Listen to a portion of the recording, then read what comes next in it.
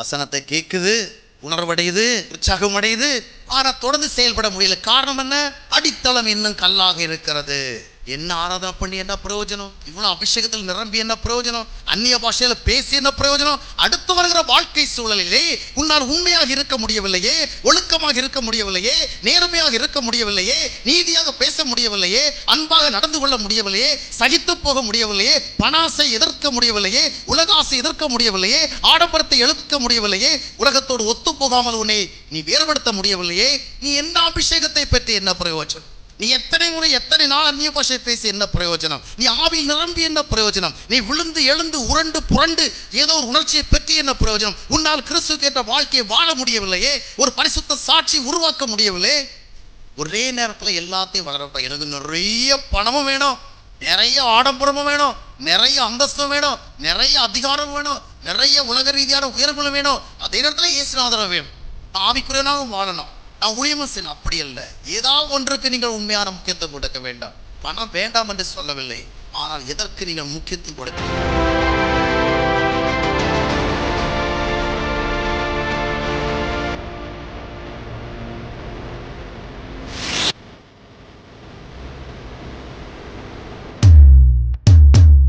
மறுபடியும் உங்கள் அனைவரையும் ஆண்டவராய் இயேசு கிறிஸ்துவின் நாமத்தில் நான் மகிழ்ச்சியுடன் வாழ்த்துகிறேன். ஆண்டவர் உங்களோடு இருந்து பெரிய காரியங்களை செய்வாராக. இன்றைய தினத்தில் ஒரு வேத பகுதி வாசிக்க நீங்களெல்லாம் கேட்டிருப்பீங்க. ஆண்டவராக இயேசு கிறிஸ்து சொன்ன பல ஓமைகளிலே இது ஒன்று. இந்த ஓமைக்கு விதைக்கிறவனுடைய ஓமை என்று நாம் பெயரிடுகிறோம். இந்த ஓமை மூலமாக தேவன் தம்முடைய வார்த்தைகளை நம்முடைய இருதயத்திலே விதைப்பது தொடர்பாக பேசுகிறார். விதைகள் வார்த்தைகளுக்கு, தேவனுடைய வார்த்தைகளுக்கு அடையாளமாக இருக்கிறது. அந்த வார்த்தைகள் விதைக்கப்படுவது தொடர்பாகவும் அது எப்படிப்பட்ட விளைபலன்களை ஏற்படுத்துகிறது என்பதை தொடர்பாகவும் ஆண்டவர் பேசுகிறார். இது தொடர்பான காரியங்களை இன்றைய தினத்தில் நாம் மாலை வேளையிலே தியானிக்க கடந்து செல்லும். ஆண்டவர் நம்மை ஆசீர்வதிக்க வேண்டும். ஆண்டவருடைய வாழ்க்கையில் பெரிய காரியங்களை செய்ய வேண்டும். தம்முடைய வல்லமை வெளிப்படுத்த வேண்டும். தேவனுடைய சமூகத்திலிருந்து நமக்கு சமாதானம், சந்தோஷம், நம்பிக்கை, தைரியம், தெளிவு, பரிசுத்தம் இவையெல்லாம் கொடுக்கப்பட வேண்டும். இவையெல்லாம் தேவனிடத்திலே மிகுதியாக ஆயத்தமாக இருக்கின்றது. தேவனுடைய சந்தோஷம், சமாதானம், நம்பிக்கை, தைரியம், தெளிவு, பரிசுத்தம், வல்லமை இவையெல்லாம் நம்முடைய வாழ்க்கையிலே வந்து சேர வேண்டும் என்றால் இவற்றையெல்லாம் தேவன் எவ்விதமாக வந்து சேருவதற்கு வழி ஏற்படுத்துகிறார் என்பதை நாம் அறிந்து கொள்ள வேண்டும். பல நேரங்களிலே நாம் என்ன நினைக்கிறோம் என்று சொன்னால், தேவன் நம்மை ஆசீர்வதிக்க விரும்புகிற பொழுது பரலோகத்திலிருந்து ஏதோ ஒரு தூதனை அனுப்பி அவ்விதமாக நமக்கு அந்த ஆசீர்வாதங்களை கொடுத்து அனுப்புகிறார் என்று. அது எல்லா நேரங்களிலும் உண்மையாக இருப்பதில்லை. தேவன் எவ்விதமாக தம்முடைய சமூகத்தின் அமைதியை, ஆனந்தத்தை, நம்பிக்கையை, தெளிவை நம்முடைய இருதயங்களுக்குள் கொண்டு வருகிறார் என்றால் அவருடைய வார்த்தைகள் வழியாகத்தான். அல்லேலூயா. தேவனுடைய வார்த்தைகளை நம்முடைய இருதயத்திற்குள் அனுப்பி அந்த இருதயத்தில் அந்த வார்த்தைகளை கிரியை செய்யும்படியாக செய்து அந்த வார்த்தைகள் கிரியை செய்கிறதனுடைய விளைவாகத்தான் கிறிஸ்துவனுடைய சமூகத்தில் இருக்கிறதான அமைதியும், ஆனந்தமும், நம்பிக்கையும், தெளிவும், தைரியமும், உற்சாகமும், பரிசுத்தமும், வல்லமையும் எல்லாம் கிரியை செய்கிறது. தேவன் எந்த ஒன்றையும் தம்முடைய வார்த்தைகள் வழியாகத்தான் நம்முடைய வாழ்க்கைக்கு வந்து சேர செய்கிறார். எனவே வார்த்தைகளுக்கு உரிய முக்கியத்துவம் கொடுக்கப்படவில்லை என்றால் தேவனுடைய ஆசீர்வாதங்களை குறித்த எண்ணங்களும் நினைவுகளும் எவ்வளவு பெரிதாக இருந்தாலும் அவற்றால் நமக்கு பெரிய பிரயோஜனங்கள் இல்லை. வார்த்தைகள் வழியாக தேவன் ஆசீர்வாதங்களை அனுப்புகிறார். ஆகையால் தான் 40 வருடங்கள் இஸ்ரவேல் ஜனங்களுக்கு மத்தியிலே தேவன் பெரிய அற்புதங்களை எல்லாம் செய்திருந்த பொழுதிலும் கூட மோசே வழியாக என்ன சொன்னார் என்றால், நான் 40 வருடம் இந்த ஜனங்களுக்கு அற்புதம் செய்தேன், செங்கடலை பிளந்தேன், வானத்திலிருந்து மன்னாவை பொழிந்தருளினேன், 40 வருஷம் இவங்க மன்னா சாப்பிட்டாங்க, அற்புதத்தின் மூலமாக, அதிசயத்தின் மூலமாக பெரிய காரியங்களை கண்டார்கள். ஆனால் நான் அவர்களுக்காக ஆயத்தம் பண்ணினதான அந்த ஆசீர்வாதமான தேசத்திற்கு சென்று சேருவதற்கு அவர்கள் தகுதியற்று போய்விட்டார்கள். அற்புதங்களை கண்டாலும், இத்தனை அதிசயமான காரியங்களை கண்டாலும் தேவனால் ஆயத்தம் பண்ணப்பட்டதான ஆசீர்வாதமான பகுதிகளுக்கு வந்து சேருவதற்கு இந்த அற்புதங்கள் உதவி செய்யவில்லை. காரணம் என்னவென்றால் தேவன் அதை சொன்னார், மனிதன் அப்பத்தினாலே மாத்திரமல்ல, தேவனுடைய வாயிலிருந்து புறப்படுகின்ற ஒவ்வொரு வார்த்தையினாலும் தான் பிழைக்கிறான். உபாகமும் 8ஆம் அத்தியாயத்தினுடைய 3ஆம் வசனத்தை அதை வாசிக்கிறோம். நாம் மனிதன் அப்பத்தினாலே மாத்திரமல்ல, அதாவது அற்புதங்கள் வாயிலாக நடைபெறுகிற கிரியைகளினாலே மட்டும் தேவன் மனிதன் ஆசீர்வதிக்கப்படுவதில்லை. தேவனுடைய வாயிலிருந்து புறப்பட்டு வருகின்ற அந்த வார்த்தைகளினால் தான் அவன் வாழ முடியும். இஸ்ரவேல் ஜனங்கள் அற்புதங்கள் மூலமாக கிடைத்த உணவை உண்டார்கள், அற்புதத்தின் மூலமாக நடைபெற்றதான சாதகமான காரியங்களை அனுபவித்தார்கள். ஆனால் தேவனுடைய வாயிலிருந்து புறப்பட்ட வார்த்தைகளை மோசே கொண்டு வந்து கொடுத்த பொழுது அவற்றிற்கும் முக்கியத்துவம் செலுத்தவில்லை. அவனுடைய கட்டளைகளுக்கு அவள் கீழ்ப்படியவில்லை. அதனுடைய விளைவாக தேவனால் ஆசீர்வாதம் ஆயத்தம் பண்ணப்பட்டதுதான அந்த தேசத்திற்கு அவள் போய் சேர முடியவில்லை. ஆம் அருமையானவர்களே, வார்த்தைகளுக்கு உரிய முக்கியத்துவம் கொடுக்கப்படவில்லை என்றால் தேவனுடைய ஆசீர்வாதங்கள் நம்முடைய வாழ்க்கையில் வந்து சேராது. நம்முடைய இருதயத்தை நாம் அமைதியாக வைத்துக் கொள்ள வேண்டுமா? நம்முடைய இருதயத்தை நாம் சந்தோஷமாக்கி கொள்ள வேண்டுமா? நம்முடைய இருதயத்திலே பலவிதமான சூழ்நிலையில் ஒரு நம்பிக்கை உருவாக்கி கொள்ள வேண்டுமா? நம்முடைய உள்ளத்துக்குள்ளே ஒரு தெளிவு ஏற்பட வேண்டுமா? வாழ்க்கை குறித்த ஒரு நல்ல தரிசனம் ஏற்பட வேண்டுமா? வாழ்க்கை சூழலை சந்திக்கவே தேவையான ஆற்றலை பெற வேண்டுமா? நம்முடைய வாழ்க்கையை பரிசுத்தமாக்கி கொள்ள வேண்டுமா? இவை அனைத்தும் எப்படி நடைபெறுகிறது என்றால் தேவனுடைய வார்த்தைகளை நம்முடைய இருதயத்திற்குள்ளே நாம் உட்கொண்டு அந்த வார்த்தைகளை நமக்குள்ளே காத்து அந்த வார்த்தைகளை முளைக்க விட்டு வளர விட்டு கனி கொடுப்பதற்கு நம்ம அவரோட ஒத்துழைத்து அதன் மூலமாகத்தான் இவையெல்லாம் வந்து சேர்கிறது. அல்லேலூயா. அமைதி என்பது நேரடியாக பரலோகத்தில் அப்படியே இறங்குவதல்ல, தேவனுடைய வார்த்தைகள் மூலமாகத்தான் அவை நம்முடைய இருதயத்துக்குள் வந்து சேர்கிறது. எனவே அவருடைய சத்தத்திற்கு செவி கொடுக்கிறவர்களால் ஆசீர்வதிக்கப்பட முடியும்.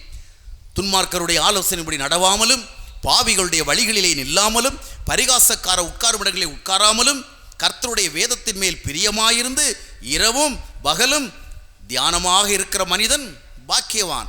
யோசுவாவிடத்திலே தேவன் பேசுகிற பொழுது, நீ இந்த யோர்தானை கடந்து செல்வது சம்பந்தமாக பயப்படாதே, இதை கடந்து செல்வதற்கு தேவையான நம்பிக்கை, விசுவாசத்தை, தெளிவை நீ உனக்குள் உருவாக்கிக்கொள். அதற்கு என்ன செய்ய வேண்டும் என்றால், மோசே எழுதி கொடுத்த நியாயப்பிரமாணத்தை நீ இரவு பகலும் தியானித்துக் கொண்டிரு.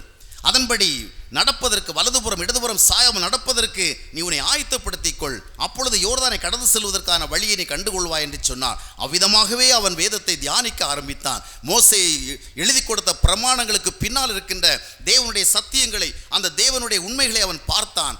அதை தொடர்ந்து தியானித்தான். அதன்படி வாழ்வதற்கு தன்னை அர்ப்பணித்தான். அப்பொழுதுதான் யோர்தானை கடந்து செல்வது சம்பந்தமான தெளிவான ஆலோசனை அவனுக்கு கிடைத்தது. அந்த ஆலோசனை அடிப்படையிலே அவன் அந்த பெருங்கூட்டம் ஜனங்களை யோர்தானை கடந்து அவர்களை அக்கறை கொண்டு சேர்க்கும்படியான வழிநடத்துதலை பெற்றான். ஆமரிமையாலே வார்த்தைகளுக்கு முக்கியத்துவம் கொடுக்க வேண்டும். இப்பொழுது ஆண்டவராக இயேசு கிறிஸ்து ஒரு ஓமை இங்கே சொல்லுகிறார்.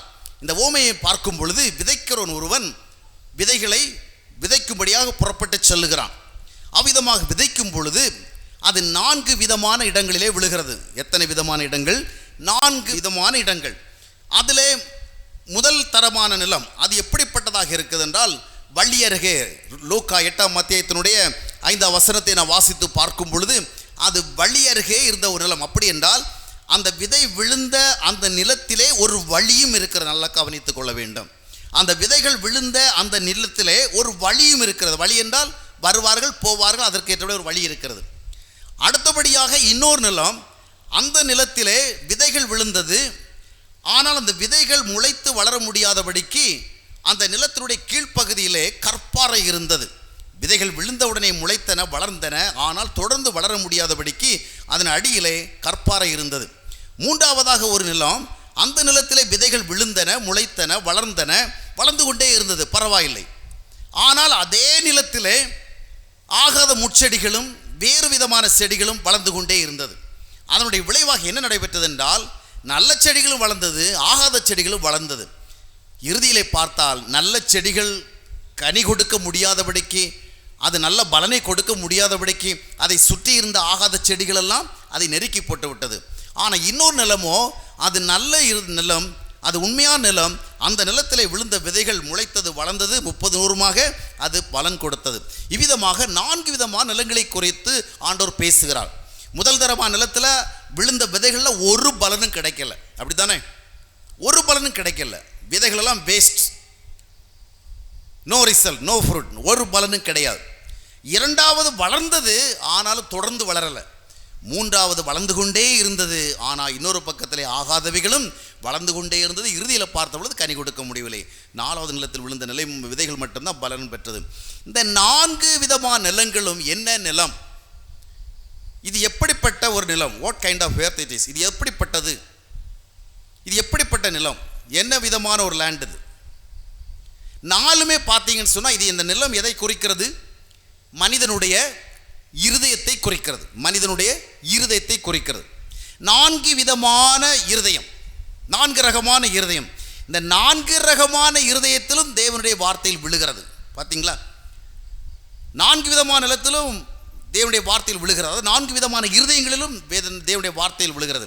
அப்படி என்றால் இதனுடைய முதல் துவக்கத்தில் நாம் அறிந்து கொள்ள வேண்டிய காரியம், இந்த 4 விதமான இருதயங்களும் தேவனுடைய வார்த்தைகளை பெற்றுக்கொள்ள முடியாத இடத்துல இருக்கல்ல, தேவனுடைய வார்த்தைகளை பெற்றுக்கொள்ள வேண்டிய இடத்துல தான் இருக்குது. புரிகிறதா? இந்த 4 விதமான நிலங்களிலும் விதைகள் விழுந்து, அதாவது அந்த விதைகள் விதைக்கப்படுகிற பொழுது இந்த 4 விதமான நிலங்களும் அந்த விதைகளை பெற்றுக்கொள்ள முடிந்தது. 4 விதமான நிலங்களும் 4 விதமான இருதயங்களுக்கு அடையாளம் என்று சொன்னேன். அப்படியானால் தேவனுடைய வார்த்தைகளாகிய விதைகள் விழுந்த பொழுது இந்த 4 விதமான இருதயங்களும் அதை பெற்றுக்கொள்ளத்தக்கதான ஒரு சூழல் தான் இருந்திருக்கிறது. அப்படி என்றால் இந்த 4 விதமான இருதயங்களும் பக்தியான நிலங்களே. எந்த மாதிரி நிலம்? பக்தியுள்ள நிலம்.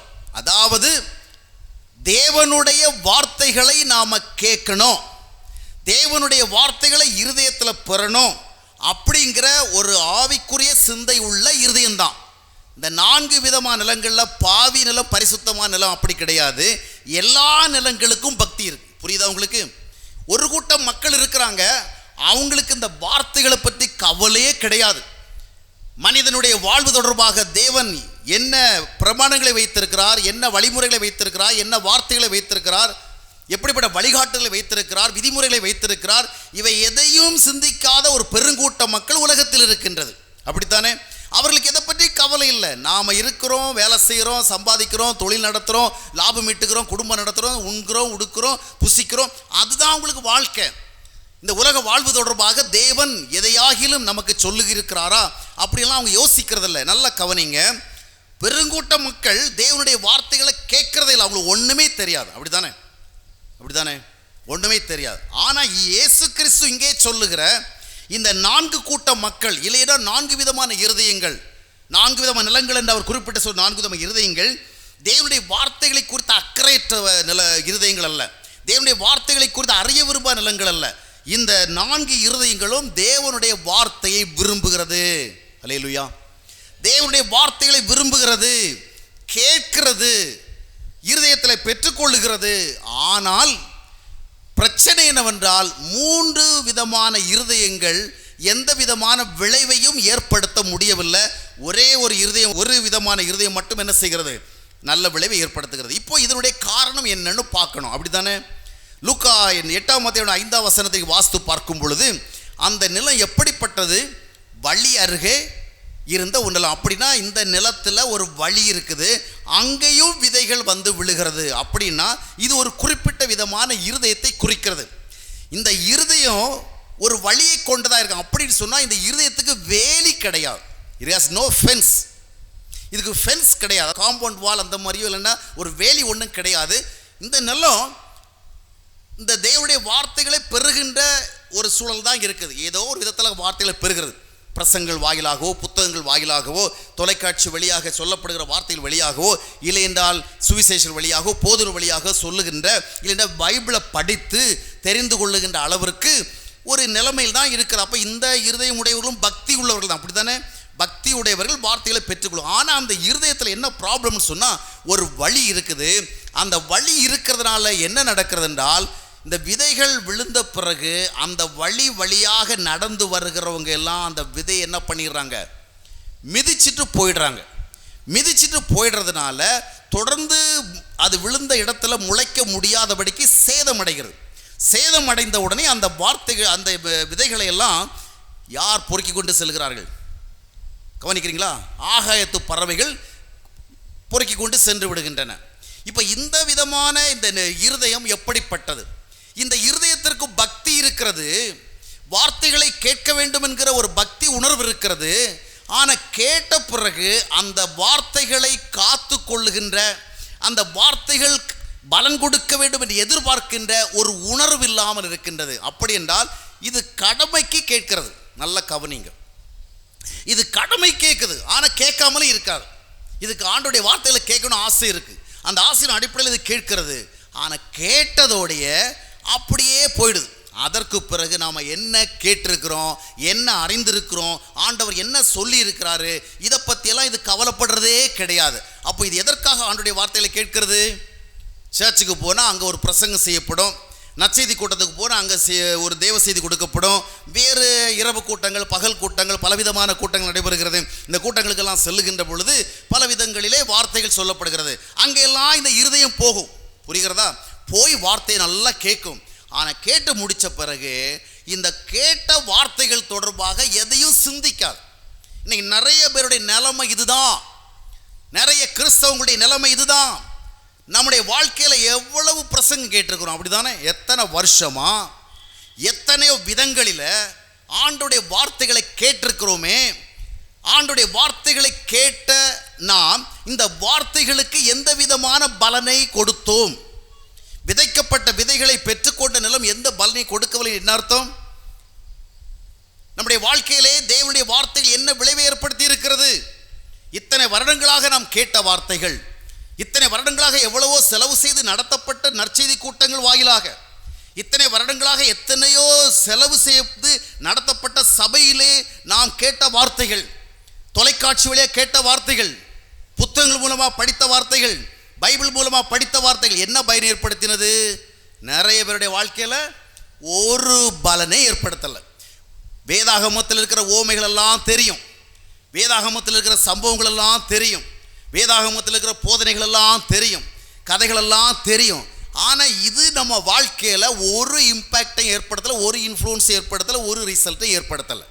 இப்போ பாருங்கள், எவ்வளவோ வருடங்களாக நாம் கேட்ட வார்த்தை என்ன பலன் அப்படின்னு ஆண்டவர் இன்றைக்கு கேட்டால் நீங்கள் என்ன சொல்ல முடியும்? ஆண்டவரே, உன்னுடைய வார்த்தைகளை கேட்டதனுடைய விளைவாக என்னுடைய வாழ்க்கையில் எவ்வளோ மாற்றங்கள் நிகழ்ந்திருக்கிறது என்று சொல்லுகின்ற ஆயத்தத்தோடு இந்த கூடுகையில் எத்தனை பேர் இருக்கிறீர்கள்?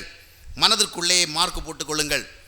நான் இத்தனை வருடமாக கேட்ட வார்த்தைகள் மூலமாக உமக்கு பிரியமான ஒரு வாழ்க்கை வாழ்வதிலே நான் எவ்வளவோ முன்னேறி வந்திருக்கிறேன் என்று பதில் கொடுக்கின்ற ஆயத்தத்தோடு எத்தனை பேர் இங்கே வந்திருக்கிறீர்கள்? இத்தனை ஆண்டுகளாக உடைய வசனங்களை கேட்ட, இத்தனை ஆண்டுகளாக உடைய வார்த்தைகளை கேட்கின்ற வாய்ப்பை பெற்ற என்னுடைய வாழ்க்கையில எவ்வளவோ என்னுடைய சுபாவங்கள் மாறி இருக்கிறது, பண்புகள் மாறி இருக்கிறது, நான் ஒரு சாட்சியாக மாறி இருக்கிறேன் என்று சொல்லும்படியான ஆயத்தத்தில் எத்தனை பேர் இருக்கிறீர்கள்? ஆண்டவரே, நான் மட்டும் இவ்வளவு நாட்கள் உடைய வார்த்தைகளை கேட்காமல் இருந்திருந்தால் நானும் எல்லாரை போல் தான் இருந்திருப்பேன். ஆனால் இப்பொழுது நான் அப்படியல்ல, மற்றவர்களை விட வித்தியாசமாக வாழ்கிறேன். பிறரை விட என்னுடைய வாழ்வில் ஒரு பெரிய ஆவிக்குரிய வித்தியாசம் இருக்கிறது, நான் ஒரு பிரகாசமாக இருக்கிறேன் என்று சொல்லும்படியான ஆயத்த நிலையிலே நாம் எத்தனை பேர் இருக்கிறோம்? இத்தனை ஆண்டுகள் ஆண்டவர் விதைத்தாரே, கணக்கு கேட்க மாட்டாரா? கணக்கு கேட்க மாட்டாரா? இன்றைக்கு கூட போதர் அவர்கள் சொன்னார்கள், இந்த கூடுகை சம்பந்தமாக நிறைய செலவு உண்டு, அந்த செலவு சம்பந்தமாக கூட சகோதரர்கள் அதற்காக நிறைய சிரமம் எடுத்துருக்காங்க. அப்போ இவ்வளவு சிரமமெல்லாம் எடுத்து நடத்தப்படுகிற கூடுகை வாயிலாக கேட்கின்ற வார்த்தைகள் என்ன பலனை ஏற்படுத்தி இருக்கிறது என்பது முக்கியம். அல்லேலூயா. இன்றைக்கு நான் பார்க்கின்ற ஒரு காரியம் என்னென்றால், நான் நூற்றுக்கணக்கான திருச்சபைகளுக்கு சென்றிருக்கிறேன், போதித்து கொண்டிருக்கிறேன், பல இடம் கடந்து செல்கிறேன். ஆனால் இன்றைக்கு நான் பொதுவாக கண்டுகொண்ட ஒரு காரியம் என்னவென்றால், வார்த்தைகளை ஜனங்கள் கேட்பதில் மட்டும்தான் பக்தியை காண்பிக்கிறார்கள் என்று அந்த வார்த்தைகளை தங்களுடைய வாழ்க்கையில பெற்றுக்கொண்டு பலன் கொடுக்கத்தக்கதான ஒரு ஆவிக்குரிய புத்திக்கு நேராக செல்லுவதிலே மிகவும் பின்தங்கி இருக்கிறார்கள். கன்வென்ஷன் கூட்டங்கள் எல்லாம் ஒரு 3 நாள் நிகழ்ச்சியாக நடைபெறுகிறது என்று ஒரு ஆவிக்குரிய எழுச்சியை ஏற்படுத்தும் விதமான நிலைமையில் இல்லை. ஏதோ நாம் ஒரு நிகழ்ச்சி, ஒரு ப்ரோக்ராம், வருஷத்துக்கு ஒரு முறை இந்த மாதிரி கன்வென்ஷன் நடத்தின ரெக்கார்ட் நமக்கு வேணும். அந்த அடிப்படையில் தான் நிறைய கால் செய்யப்படுகிறது. நற்செய்தி கூட்டம் என்று சொல்கிறோம், எழுப்புதல் கூட்டம் என்று சொல்கிறோம், வல்லமை கூட்டம் என்று சொல்லுகிறோம். என்ன வல்லமையை பெற்றிருக்கிறோம், என்ன எழுப்புதலை பெற்றிருக்கிறோம், என்ன எழுச்சியை பெற்றிருக்கிறோம்? ஒரு நற்செய்தி கூட்டம் நடந்து முடிந்த பிறகு நம்முடைய வாழ்க்கையில் ஏற்பட்ட மாற்றங்கள் என்ன? சிலர் சொல்லுவாங்க, அப்போ எங்கள் வாழ்க்கையில் ஒரு மாற்றம் ஏற்படலாம், என்ன அர்த்தம்னு சொன்னால், போதித்தவர் அவ்வளோ ஒன்றும் வல்லமையாக போதிக்கலை போல இருக்குது, அவர் உருப்படியாக போதிச்சிருந்தாருன்னா நாங்கள்லாம் எவ்வளவோ மாறி இருப்போம் அப்படின்னு சொல்கிறதுக்கும் ஒரு வாய்ப்பு இருக்குது. அப்படி தானே? இந்த 3 நாட்கள் ஆண்டோடைய வார்த்தைகளை கேட்டீங்க, மாற்றங்களை ஏற்படுத்துவதற்கு நீங்கள் கேட்ட வார்த்தைகளுக்கு தகுதி இருக்குதா இல்லையா? உங்களை சிந்தித்து பார்ப்பதற்கு ஒரு தூண்டுதலை கொடுப்பதற்கு இந்த வார்த்தைகளுக்கு வலிமை இருக்கிறதா இல்லையா? இது தேவனுடைய சமூகத்திலிருந்து புறப்படுகிற வார்த்தைகள் தான் என்று நம்புவதற்கு ஏது இருக்கிறதா இல்லையா? இல்லை, இந்த வார்த்தையில் ஒரு உப்பு சப்பும் இல்லை, இதில் எனக்கு ஒரு உணர்வே வரலை, இதனால் என் மனசில் எந்த பாதிப்பை ஏற்படுத்தலை அப்படின்னா சரி. ஆனால் ஒரு காரியத்தை புரிஞ்சிருக்கணும், சில நேரங்களில் நானும் இப்படி தான் முன்னாடி நினச்சிட்டு இருந்தேன், நாம் பிரசங்கம் பண்ணுறது தான் சரியில்லை போல இருக்குது, நாம் கொடுக்குற வார்த்தைகள் ஒரு வல்லமை இல்லை போல இருக்குது, அதனால தான் கேட்குறோம் கேட்டே போயிருக்கிறாங்க அப்படின்னு. ஆனால் புரிந்து கொண்டேன், பாருங்கள், சில நேரங்களில் விதைக்கப்படுகிற விதைகள் எவ்வளவு நல்லதாக இருந்தாலும் அதை பெற்றுக்கொள்கிற நிலங்கள் தரமானதாக இருக்கவில்லை என்றால் எந்த விளைபலனையும் ஏற்படுத்தாது. அப்படித்தானே? ஒரு மழை பெய்து முடிந்து விட்டால் அக்கம் பக்கத்தில் இருக்கிற நிலங்களையெல்லாம் கவனித்து பாருங்கள், ஆகாத செடி கொடிகளெல்லாம் யாருடைய பிரயாசமும் இல்லாமல் யாருடைய முயற்சியும் இல்லாமல் தானாக முளைத்து வளர்ந்து தலைக்கு மேலே போயிடுது. அப்படித்தானே? ஆனால் சில நிலங்களில் எவ்வளவோ வேலை செய்து, எவ்வளவோ உழுது, எவ்வளவோ தண்ணீர் ஊற்றி உரம் போட்டு விதைகளை கொண்டு விதைத்தா அங்கேருந்து ஒன்றும் வரமாட்டேங்குது. அப்போ என்ன பிரச்சனை? ஆகாதவைகளெல்லாம் இந்த நிலம் எந்த விதமான சிரமம் இல்லாமல் முளைக்க வைக்குது, ஆனால் அவசியமானவைகளே முளைக்க வைக்கல. அப்போ இந்த நிலத்தில் ஏதோ தகராறு இருக்குது. அப்படிதானே? எனவே நல்ல விதைகள் மட்டும் விதைக்கப்பட்டால் போதாது, அந்த விதைகளை பெற்றுக்கொள்ளுகிற இருதயம் நல்ல இருதயமாக இருக்க வேண்டும். எனவே தான் லூக்கா 8ஆம் அத்தியாயத்தினுடைய 15ஆம் வசனம் என்ன சொல்லுகின்றால், அந்த நிலம் எப்படிப்பட்டதுன்னா நல்ல நிலம், அது உண்மையுள்ள நிலம், அது உண்மையுள்ளதும் நன்மையுள்ளதுமான ஒரு இருதயம், உண்மையுள்ள நன்மையுள்ள ஒரு நிலம். அதனால தான் அது தன்னிடத்தில் விழுந்த விதையை காத்து கொள்ளுகிறது. நல்லா கவனிக்கிறீங்களா? காத்து கொள்ளுகிறது. இந்த முதலாவது பார்த்தோமே ஒரு நிலம், அந்த நிலத்தில் விழுந்த விதைகள் காக்கப்படவில்லை. காரணம் என்னவென்றால் அதுக்கு ஃபென்ஸ் கிடையாது, வேலி கிடையாது. காலையில் வருகிற ஞாயிற்றுக்கிழமை வருகிறோம், அதை தவற விடுகிறது கிடையாது. இன்றைக்கி கொஞ்சம் கிறிஸ்தவர்களை பார்த்தீங்கன்னு சொன்னால் என்ன வேலை இருந்தாலும் சரி, என்ன சூழல் இருந்தாலும் சரி, எப்படியாவது சர்ச்சுக்கு வந்துடுவாங்க. சர்ச்சுக்கு வரலன்னு சொன்னால் அவங்களுக்கு ரொம்ப மனசு கஷ்டமாக இருக்கும். ஏன்? கோயிலுக்கு போகலைன்னா என்னமோ குறைஞ்சது மாதிரி இருக்குது. ஏன்னா நம்ம எத்தனையோ வருஷமாக கோயிலுக்கு வந்து போயிட்டுருக்குறோம். ஏதாவது ஒரு வாரம் வரலன்னு சொன்னால் அன்றைக்கெல்லாம் மனசுக்கு ரொம்ப ஒரு விதமான சோர்வாக இருக்கும். ஏன் கோயிலுக்கு போகலையே, ஆண்டுடைய சமூகத்துக்கு போகலையே. இதை நிறைய பேர் பக்தியாக வச்சுக்கோங்க, எனக்கு ஒரு வாரம் கோயிலுக்கு போகலைனாலும் மனசுக்கு ரொம்ப கஷ்டமாக இருக்கும் அப்படிம்பாங்க. ஒரு வாரம் கோயிலுக்கு போகலைன்னா மனசுக்கு ரொம்ப கஷ்டமாக இருக்கும். ஆனால் பொய் பேசினா மனசு கஷ்டமாக இருக்காது, சண்டை போட்டால் கஷ்டமாக இருக்காது, மற்றவர்களை காயப்படுத்தினால் அந்த மனசுக்கு எந்த சஞ்சலமும் வராது, தவறாக பேசினால், தவறாக நடந்து கொண்டால், தவறாக உரையாடினால் அதற்கு எந்த மன வருத்தமும் வராது. யாரை பற்றி எப்படி பேசினாலும் அந்த இருதயத்துக்கு மன வருத்தம் வராது. எவ்வளவுதான் மற்றவர்களை குறித்த காரியங்களிலே அவர்கள் வெறுப்போடு விரோதத்தோடு வைராக்கியத்தோடு நடந்து கொண்டாலும் அந்த இருதயத்துக்கு ஒரு சலனமும் ஏற்படாது, ஒரு உறுத்தலும் ஏற்படாது. ஆனால் கோயிலுக்கு போகலைன்னா மட்டும் ஒரு உறுத்தல் எப்படி ஒரு பழக்க தோஷம். அப்படி தானே? பழகி போயிட்டோம், ரொம்ப வருஷமாக கோயிலுக்கு போய் பழகி போயிட்டதுனால சின்ன வயசுலேயே நம்முடைய அப்பா அம்மா எல்லாம் கையை பிடிச்சி சர்ச்சுக்கு அழைச்சிட்டு வந்து நம்மளை கோயிலை விட்டு பழக்கிட்டதுனால இப்போ நாம் கோயில் மாடு மாதிரி என்ன செஞ்சிட்டோம், ஆயிட்டோம். ஆனால் விஷயம் நடக்க வேண்டிய அளவுக்கு நிறைவேறிய வாழ்க்கையில் நடக்கலை. ஞாயிற்றுக்கிழமை ஆராதனையாக வந்து உட்காடுறோம், பிரசங்கத்தை கேட்குறோம், பிரசங்கத்தை கேட்டு முடித்தோன்னா நமக்கு என்ன ஒரு திருப்தி ஏற்பட்டா, கர்த்தருடைய சமூகத்தில் வந்தோம், வார்த்தைகளை கேட்டோம், முடிஞ்சு போச்சு.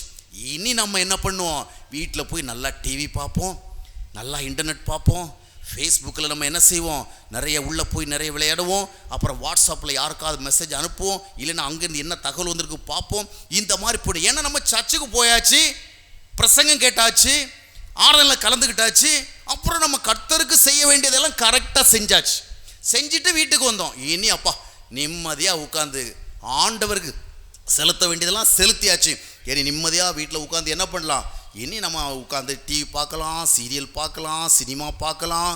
நான் நிறைய கிறிஸ்தவங்கள் வீட்டுக்கு போய் பார்த்துருக்குறேன். ஆராதனை முடிகிற வரைக்கும் பக்தியோடு அவங்க உட்காந்து பிரசங்கம் கேட்டாங்க. அதை தொடர்ந்து நான் சொல்கிறேன் வேண்டாம் பாருங்கள், ஒரு 10 கிறிஸ்தவ குடும்பங்களை நீங்கள் ஆராதனை முடிஞ்சோன்னு வீட்டுக்கு போய் பாருங்கள், அவங்க என்ன பார்த்துட்டு இருக்கிறாங்கன்னு, சினிமா பார்த்துட்டு உட்காந்துருப்பாங்க. ஆமாம், ஏன்? இங்கே தான் நம்ம எல்லாம் முடிச்சிட்டோமே, ஆண்டவருடைய சமூகத்துக்கு போனால் ஆராதித்தோம், வேறத்தை கேட்டால் எல்லாம் முடிஞ்சு போச்சு. ஆனால் அருமையானவர்களே, தேவனுடைய வார்த்தைகளை நாம் கேட்டதோடு கடமை முடிந்து விடவில்லை. தேவனுடைய வார்த்தைகளை நாம் பெற்றுக்கொண்டிருக்கிறோம். பெற்றுக்கொண்ட வார்த்தைகள் தொடர்ந்து நம்முடைய இருதயத்தில் கிரியை செய்வதற்கு ஏதுவாக தொடர்ந்து அந்த வார்த்தைகள் தொடர்பான காரியத்தில் ஒரு கவனம் செலுத்தி அதை நம்முடைய இருதயத்தில் காத்து பலன் கொடுப்பதற்கு ஏதுவான காரியங்களை செய்யணும். அதை விட்டு பிரசங்கம் கேட்டாச்சு, முடிஞ்சு போச்சு. நற்செய்தி கூட்டத்துக்கு போகிறோமா, 3 நாள் கர்த்தருடைய பெரிதான கிருபையினால் ஒரு நாள் கூட மிஸ் பண்ணாமல் கரெக்டாக போய் உட்காந்து கேட்டேன், கேட்டு முடிச்சாச்சு. என்ன பலன், என்ன பலன்? நாளைக்கு நீங்கள் எல்லாரும் காலைல கேட்கணும், 3 நாள் பிரசங்கம் கேட்டு எனக்கு என்ன பிரயோஜனம்? பிரயோஜனப்படும்படியா நான் ஒன்றும் கேட்கலையா, சொன்ன பிரசங்கத்தில் ஒன்றுமே இல்லையா, ஆண்டவர் ஒரு புண்ணாக்கும் இந்த பிரசங்கத்தில் எனக்கு தரல அப்படி சொல்லும்படி இருந்ததா அப்படின்னு நம்ம யோசித்து பார்க்கணும்.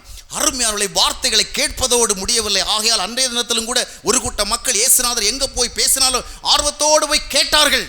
ஆனால் கேட்டதை சிந்திக்கவில்லை, சிந்தித்து அதற்கேற்றபடி நாம் என்ன செய்யணும் யோசிக்கவில்லை. ஆக லூக்கா 6:47 இயேசு கிறிஸ்து சொன்னார், கேட்கிறது மட்டுமல்ல, கேட்டதன்படி என்ன செய்யணும், செய்யணும்ப்பா. ஏதோ பக்திக்காக கேட்டுட்டு போயிட்டே இருக்கக்கூடாதுப்பா.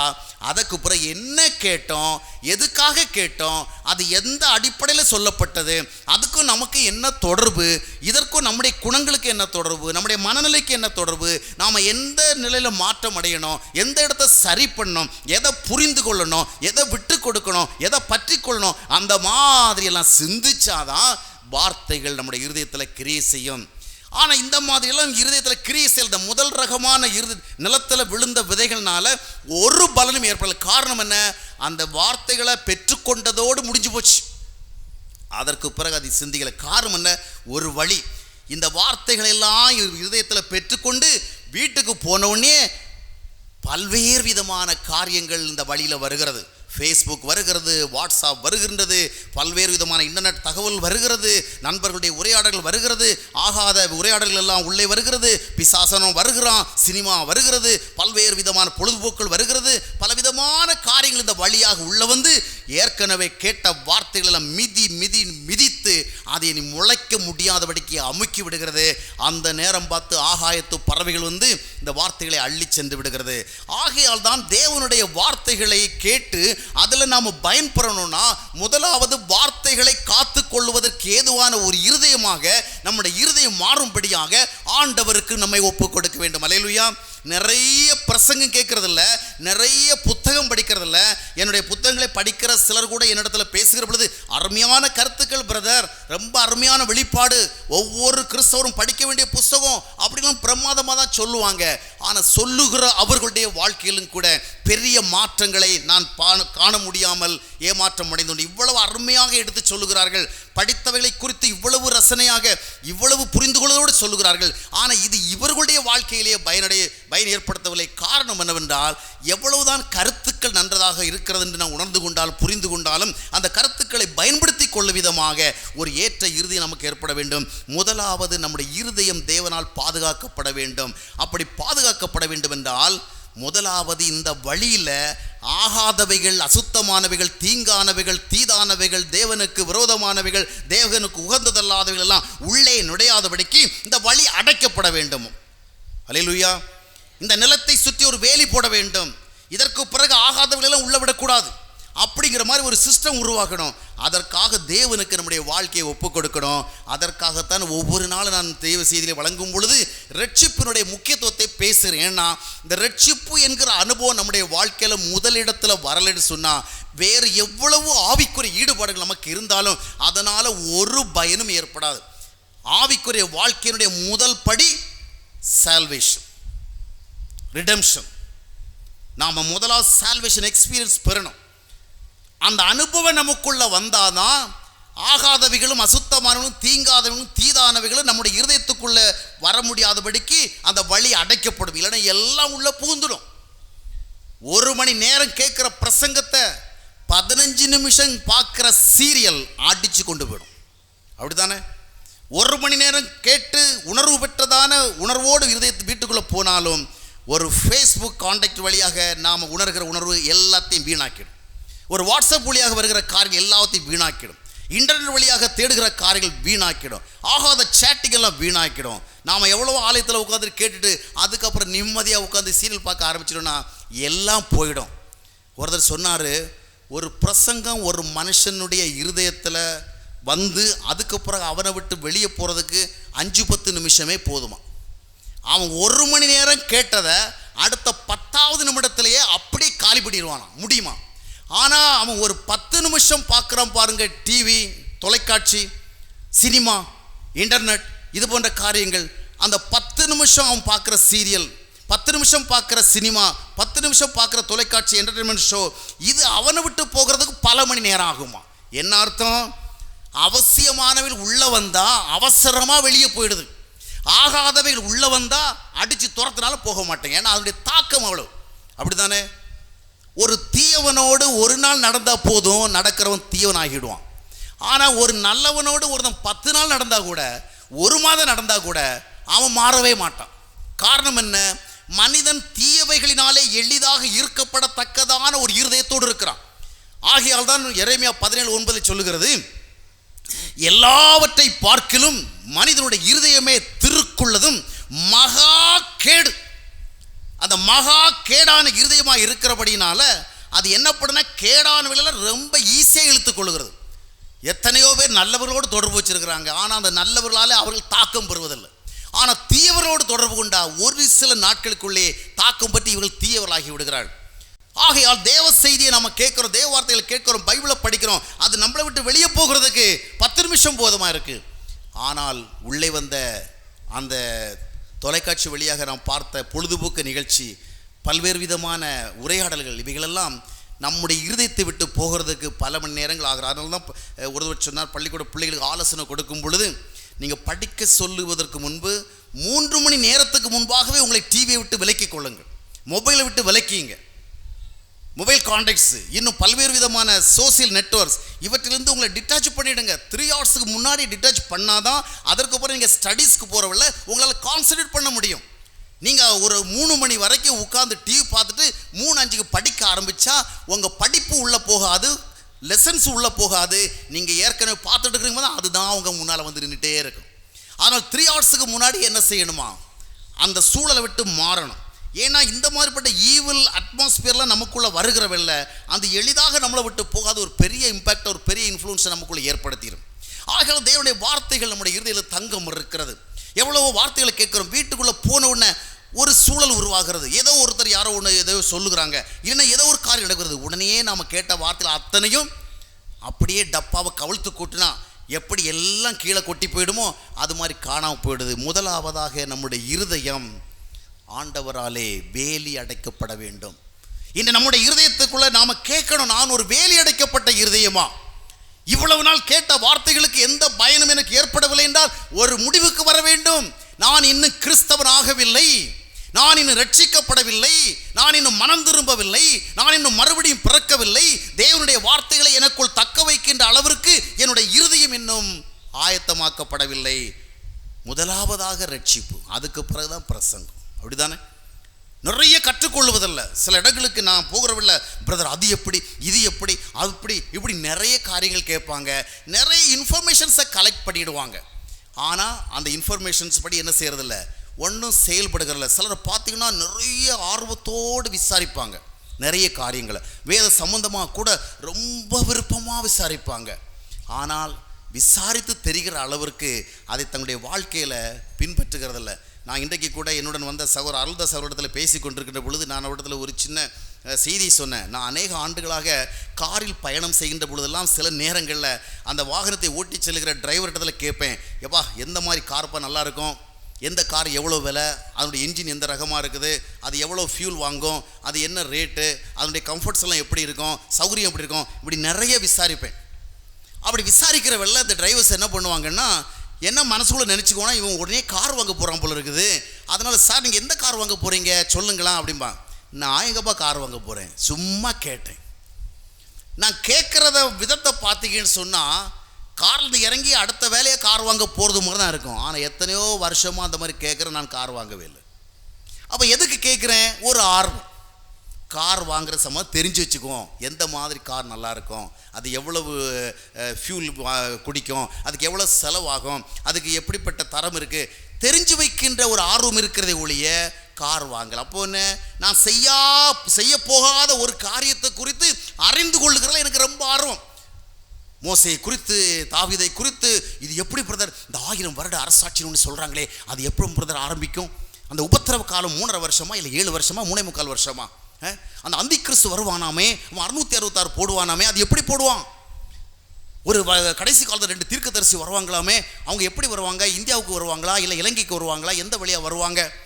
நம்ம நாட்டில் சாது சுந்தர் செல்வராஜன் ஒரு ஐயா இருக்கிறாரு, அவர் சொல்கிறாரு ஏற்கனவே அவங்க கிளம்பிட்டாங்க, அவங்க கிளம்பி இப்போ எருசலேமுக்கு வந்துட்டாங்க.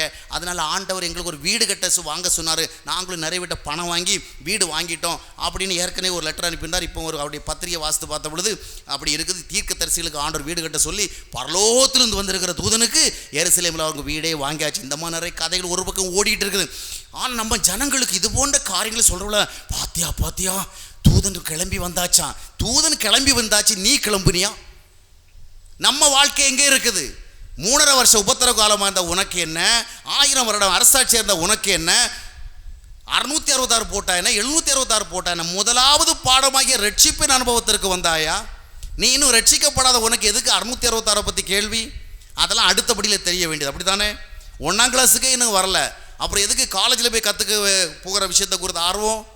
நிறைய தெரிஞ்சுக்கணும் பைபிளை பற்றி நிறைய தெரியறதுக்கு முன்னாடி பைபிள் மூலமாக தெரிஞ்சு கொண்டதை பற்றி நம்மை தெரிந்து கொள்ள வேண்டும். we must know about ourselves. நாம் எங்கே இருக்கிறோம்? இன்னைக்கு ஆண்டவர் வந்தால் எடுத்துக்கொள்ளப்பட முடியுமா? 1000 வருட அரசாட்சியா, 2000 வருட அரசாட்சியா, 666 766 அந்தி கிறிஸ்து அப்படி வருவானா இப்படி வருவானா? இந்த கவலையெல்லாம் வேண்டாங்க. ஆண்டவர் நிச்சயமா ஒரு நாள் வருவார். அல்லேலூயா. எப்படி வந்தா என்ன? 1000 வருட அரசாட்சி செய்தா என்ன, 2000 வருட அரசாட்சி செய்தா என்ன?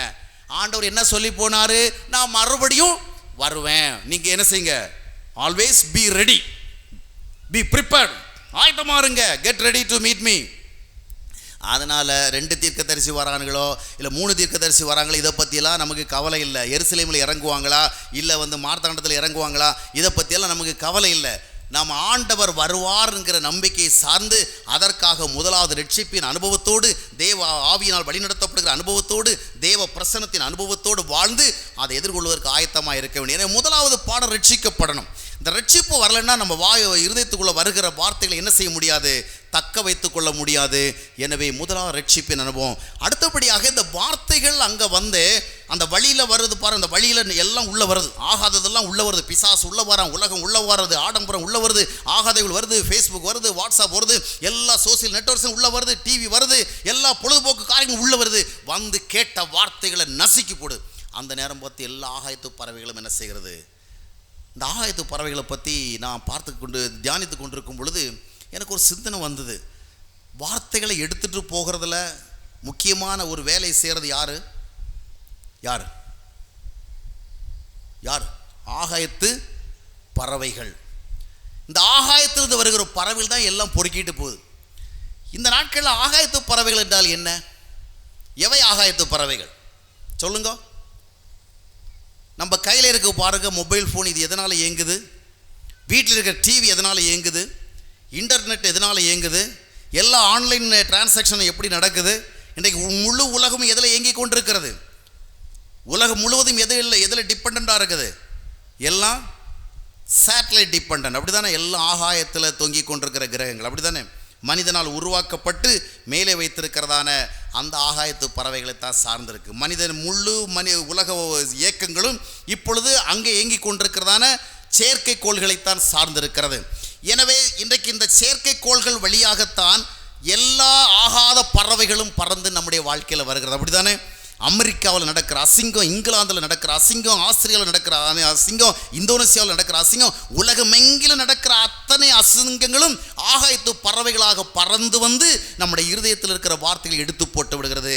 அதனால்தான் நம்ம கையில் இருக்கிற மொபைலை குறித்தும் நம்ம வீட்டில் இருக்கிற டிவியை குறித்தும் நான் உபயோகிக்கிறதான எல்லா விதமான சோசியல் நெட்வொர்க்ஸை பற்றியும் we must be very very careful. நம்முடைய இருதயத்தில் தேவனுடைய வார்த்தை தங்க விடாமல் இவை தான் எல்லாவற்றையும் பொறுக்கி கொண்டு போகிறது. இன்றைக்கு நம்முடைய வாழ்க்கையில் பெரிய தீங்களை ஏற்படுத்தும் விதமான டிவைசஸ் தான் இருக்குது. இதை தவிர்க்கவும் முடியலை. ஆனால் அதை வைத்து கொண்டிருக்கிறதுனால பல விதமான தீங்கள் இருக்கிறது. எனவே இந்த விஷயத்தில் ரொம்ப ஞானமாக இருக்க வேண்டும். சேட்டலைட் வழியாகத்தான் இன்றைக்கு உலகத்தில் அத்தனை தீங்கள் இறக்குமதியாகி கொண்டிருக்கிறது. உலகமெங்கிலும் உள்ள ஆகாதவைகள், உலகமெங்கிலும் உள்ள தீய சக்திகள் உருவாக்குகின்ற ஆகாத விஷயங்களெல்லாம் இந்த சேட்டலைட் வழியாகத்தான், மொபைல் ஃபோன் வழியாகத்தான், இந்த இன்டர்நெட் வழியாகத்தான் மனிதனுடைய இருதயத்துக்குள்ளே வந்து சேர்கிறது.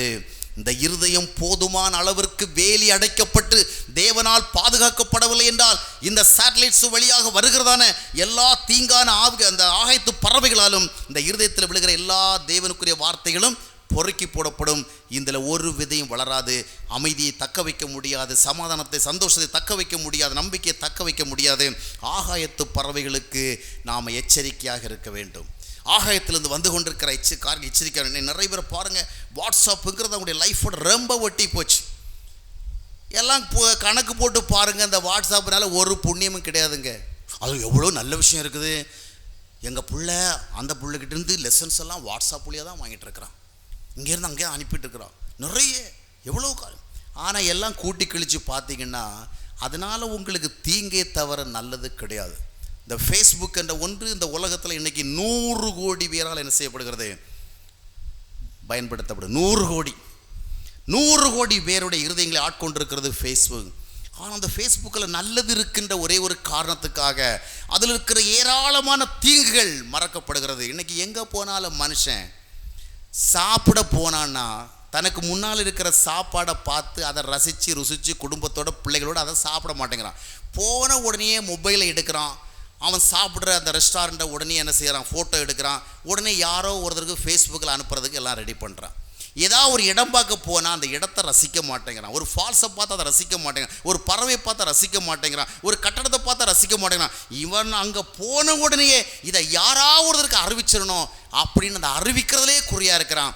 அதனால தான் இன்றைக்கி தேவையில்லாமல் யார் யாரோ எப்படியோ வாழ்கிறாங்களோ அதெல்லாம் நாம் அறியணுமா. அவங்க புதுசாக என்ன சட்டை வாங்கினாங்க, புதுசாக என்ன பலகாரம் செஞ்சாங்க, புதுசாக என்ன வீடு கட்டினாங்க, இன்னைக்கு எந்த ட்ரெஸ்ஸு போட்டு வெளியே போயிருக்கிறாங்க, இன்றைக்கி என்னென்ன சாப்பிட்ருக்குறாங்க, எங்கே போயிருக்கிறாங்க, இதையெல்லாம் நாம் பார்க்கணுன்னு என்னங்க தேவை. இன்றைக்கி பார்த்தீங்கன்னா எங்கே ஒரு பயங்கரமான சம்பவம் நடந்தாலும் அந்த சம்பவத்தின் மத்தியில் ஏதாவது ஒரு விதத்தில் நம்ம உதவியாக இருக்க முடியுமான்னு மனுஷன் ஓட மாட்டேங்கிறான். பலவிதமான வித்தியாசமான காரியம் நடக்கிறது, விபரீதமான காரியம் நடக்கிறது, ஆபத்தான காரியம் நடக்கிறது.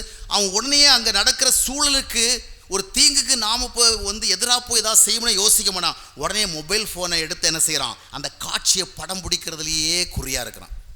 அங்கே நடைபெற்று கொண்டிருக்கிற ஒரு மிகப்பெரிய தீமையான காரியம் அதை படம் பிடிச்சி 4 பேருக்கு காண்பிக்கணும். இதுதான் அவனுக்கு குறியாக இருக்கிறது. இந்த ஆகாயத்து பறவைகளுடைய ஆதிக்கத்தில் மனிதன் சிக்கி கொண்டிருக்கிறான். ஃபேஸ்புக் உங்ககிட்ட இருக்கிறதுனால பெருமை பாராட்டாதிருங்கள். அது ஒரு பெரிய தீய சக்தியாக இருக்கிறது என்பதை ரொம்பவும் ஞானமாக யோசிங்க. இவைகளை இந்த காரியங்களை ஒருவேளை நீங்கள் இதெல்லாம் தவிர்க்க முடியாதுங்க அப்படி சொல்லலாம். ஆனால் இவைகளுக்குள்ள இருக்கிற தீங்கான காரியங்களை நீங்கள் உற்று கவனிக்க வேண்டும். எத்தனையோ தவறான காரியங்களுக்கு இந்த ஃபேஸ்புக் வாட்ஸ்அப் எல்லாம் மிகப்பெரிய துணை போகிறது. இன்றைக்கி எளிதாக தவறு நடக்கிறதுக்கு நம்ம கையில் இருக்கிற மொபைல் ஃபோன் தான் காரணம். முன்னாடி பாருங்கள், ஒரு மனுஷன் விஷயத்தில் இன்னொருத்தனுக்கு ஒரு கோபம் வந்துன்னு சொன்னால் அந்த கோபம் கொப்பளிக்கிற வேலை அவங்ககிட்ட போய் 4 வார்த்தை நல்லா கேட்கணும். அப்படி கேட்க விடவே மாட்டேன், அவன் ஆத்திரப்படுவான். ஆனால் அந்த மனுஷங்கிட்ட போய் கேட்கணுன்னா அவனுக்கு கொஞ்சம் டைம் வேணும். அப்படி தானே, அவங்ககிட்ட போகணும், அவனை சந்திக்கணும். உதாரணமாக சென்னையில் இருக்கிற ஒருத்தருக்கு இங்கே திருநெல்வேலியில் இருக்கிற ஒருத்தர் கோபம் மூட்டிடான்னு வச்சுங்க. இல்லை ஒரு தப்பு பண்ணிட்டார், இதை சென்னையில் இருக்கிற கேள்விப்பட்டணும், அவன் அப்படி பண்ணிட்டானா இப்படி பண்ணிட்டானு கோபம் அடைகிறார். அந்த கோபத்தை தணிக்கணும்னா அவர் சென்னையிலேருந்து திருநெல்வேலிக்கு வரணும். அப்படி தானே, திருநெல்வேலிக்கு வரணும்னா 2 நாள் வேணும். அதற்கு பிறகு அவனை சந்திக்கணும். ஆனால் அதுக்குள்ளே சூழல் மாறிடும். அங்கே நடந்த காரியங்களை குறித்து முதலாவது கேள்விப்பட்டதை விட அவர் அடுத்தபடியாக வித்தியாசமாக கேள்விப்படவே நேரிடும். அப்படி கேள்விப்பட நேரிடும், கோபம் மாறிடும். அப்புறம் அவர் திருநெல்வேலிக்கே போக வேண்டாம் முடிவு பண்ணிடுவார். ஆனால் இப்போ அப்படி கிடையாது. எதை குறித்தாவது கேள்விப்பட்ட உடனே ஆத்திரம் வருதுன்னு அடுத்த நிமிஷத்தில் ஃபோனை எடுக்கிறான். ஏய், எப்படியா செய்த, இப்படியா சொன்ன, இந்த பண்ணுறேன் பாருன்னு அப்படியே மவுண்ட் ரோட்டில் நின்னாலும் சரி, பீட்டர்ஸ் ரோட்டில் நின்னாலும் சரி, எந்த ரோட்டில் அந்த இடத்துல நின்று என்ன செய்கிறான், நாய் வேணு கத்துறான். ஆத்திரங்களை உடனடியாக கொட்டி தீர்க்கிறாங்க. அதை மாதிரி ஒரு காலத்தில் ஆகாத உறவு என்பது பல மாதங்கள் செலவில் தான் உருவாக்கப்பட்டது. இன்றைக்கி 5 நிமிஷத்தில் உருவாக்கிறான். ஒரு ஃபோனை வச்சுட்டு எல்லா தவறுகளையும் செய்கிறான். நல்ல காதல் கெட்ட காதல்லாம் இன்றைக்கு வேகமாக பரவி சமுதாயத்தை அழித்து கொண்டிருக்கிறது. அநேக மனைவிகள் கணவர்களை கொலை செய்கிறார்கள். அநேக கடவுள் மனைவிகளை கொலை செய்கிறார், மனைவிகள் கணவர்களை கொலை செய்கிறார்கள். காரணம் என்ன? இந்த டிவைஸ் அதற்கு மிக முக்கியமான காரணம். இன்றைய பள்ளிக்கூட பிள்ளைகளுடைய வாழ்க்கையிலும் கல்லூரி பிள்ளைகளுடைய வாழ்க்கையிலும் வேகமாக காதலை வளர்த்து அவருடைய வாழ்க்கையை அழிப்பதற்கு உதவியாக இருப்பது எது? இந்த ஃபோன் தான். எனவே இதை குறித்து மிக எச்சரிக்கையாக இருக்க வேண்டும். என்கிட்ட கூட இன்றைக்கி ஒரு சகோதரர் கேட்டார், எல்லாம் சொல்கிறீங்க, இவ்வளோலாம் பிரசங்கம் பண்ணுறீங்க, நீங்கள் என்ன பிரசங்கம் பண்ண வரவில்லை, அந்த மொபைல் ஃபோனை வச்சு என்னமோ பண்ணிகிட்டு இருக்கிறீங்களே. நான் ஒன்றும் பண்ணலைங்க. நான் வரதுக்கு முன்னாடியே யாரும் என்ன கால் பண்ணக்கூடாதுன்னு நான் எல்லாமே ஏற்கனவே அதை ஆஃப் பண்ணிட்டேன். நான் இங்கே வந்து பண்ணுறது என்னன்னு சொன்னால், நான் பிரசங்கம் பண்ணுறதா இங்கே பதிவு பண்ணுறேன். நம்ம ஆளுகள் எப்போவுமே கொஞ்சம் வித்தியாசமாக தான் பார்ப்பாங்க. யார் யார் இங்கிட்ட பேசுகிறாங்க அதையெல்லாம் நான் இங்கே பார்க்கல. இங்கே வர வேலை பிரசங்கம் பண்ணுற வேலை அதையெல்லாம் பதிவு செய்யணுங்கிறதுக்காக அதை என்ன செய்கிறேன், அதை நான் ஓப்பன் பண்ணணும், அந்த பட்டன் நான் கிளிக் பண்ணோம், அதுதான் நடக்குது. வெளியே இங்கே வந்து என்ன செய்யலை, நாங்கள் வந்து வாட்ஸ்அப்பும் பார்க்கல, ஃபேஸ்புக்கில் ஏதாவது லைக் போட்டிருக்காங்கன்னு நான் யாருக்கும் லைக் போடுறதுக்கு ஒன்றுமே அனுப்பலை. ஃபேஸ்புக் இதுவும் எங்கிட்ட கிடையாது. அப்படி இல்லை, நான் செய்தி என்ன செய்கிறேன், ஏன்னா நீங்கள் இவருலாம் சொல்லிகிட்டு இருக்கிறாரு, அப்படி ஏதோ ஒன்று ஃப்ரெண்டில் வச்சுருக்கிறாரே, நான் பேசுகிறத எப்படி பேசியிருக்கிறேன், இது எந்த அளவுக்கு பிரயோஜனமாக இருக்குன்னு நானும் மறுபடியும் என்ன செய்யணும், போட்டு கேட்கணும், இதை பிரயோஜனப்படுத்தணும். அல்லேலூயா. ஆக இந்த ஆகாயத்து பறவைகளுடைய ஆகாத செயல்களை குறித்து நீங்கள் மிகவும் ஜாக்கிரதையாக இருக்கணும். அப்போ அந்த முதல் ரகமான நிலத்தில் வார்த்தைகள் விழுந்தாலும் அதை பயன்படுத்தி கொள்ளுகின்ற தன்மையில் அந்த நிலம் இல்லை. காரணம்னா இது வேலி அடைக்கப்படவில்லை, பாதுகாக்கப்படவில்லை.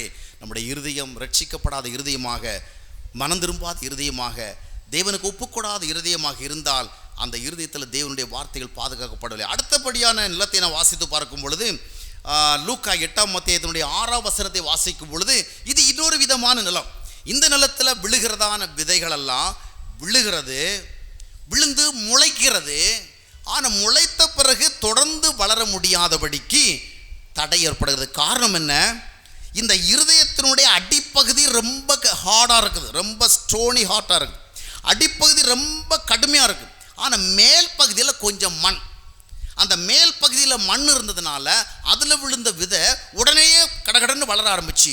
ஆனால் தொடர்ந்து அதை வேறு விடுவதற்கான தேவை ஏற்பட்ட பொழுது அடிப்பகுதி எப்படி இருக்கு, கடினமாக இருக்கிறதுனால வேர் உள்ளே போக முடியலை.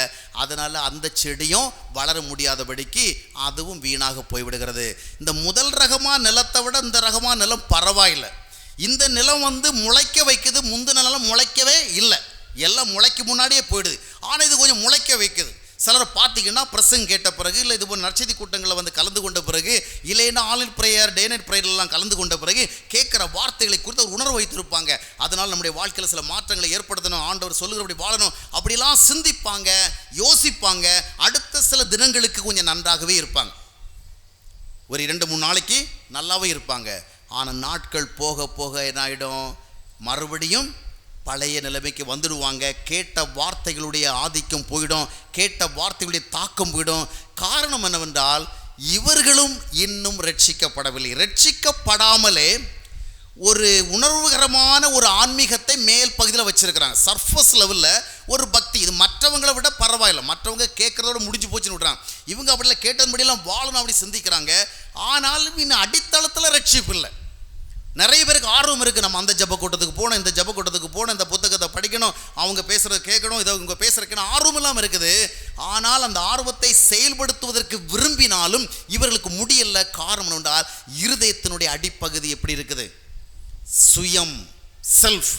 அதனால தான் ஆண்டவர் சொன்னார், லூக்கா 9:23 வாசிக்கும் பொழுது, ஒருவன் என்னை பின் செல்ல விரும்பினால் அவன் தன்னை வெறுத்து தன் சிலுவை எடுத்துக்கொண்டு அனுதினமும் என்னை பின்பற்ற வேண்டும்.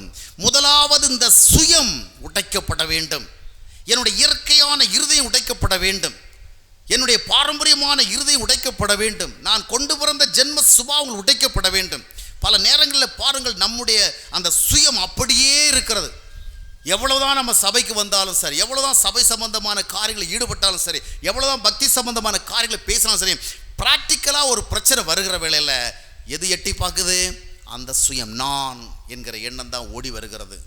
நல்லா தான் பேசுகிறோம், நல்லா தான் ஸ்பிரிச்சுவலாக பேசுகிறோம், பிரைஸ் தி லார்ட் சொல்லுகிறோம், கர்த்தர்களை ஆசீர்வதிப்பார் சொல்கிறோம், ஜெபம் பண்ணுவோம், பாட்டு பாடுவோம், ஆராதிப்போம், ஆண்டவருக்கு ஊழியம் செய்வோம், எல்லாருக்குமே சுவிசேஷம் சொல்லுவோம், நிறைய காரியங்கள் பக்தியாக தான் சொல்கிறோம், நிறைய பேருக்கு உதவி செய்வோம், அப்படியெல்லாம் சொல்கிறோம்.